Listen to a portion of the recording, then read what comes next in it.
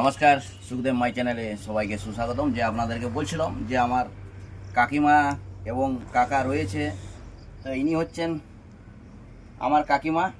তো ওনার চরণে আমার তো প্রণাম রইল।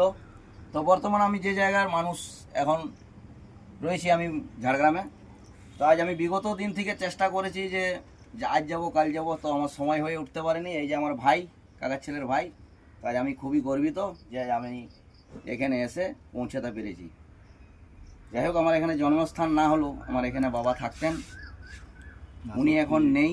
সত্যি খুব ভালো লাগছে। হ্যাঁ, আজ আমাকে খুবই গর্বিত। আজ আমি মানে আমি অনেকবার আমার খোঁজ নিয়েছি, আমি মানে সেভাবে বিশ্বাস হয়তো হতো না, আজকে হঠাৎ করে এলো, এসে পড়েছে।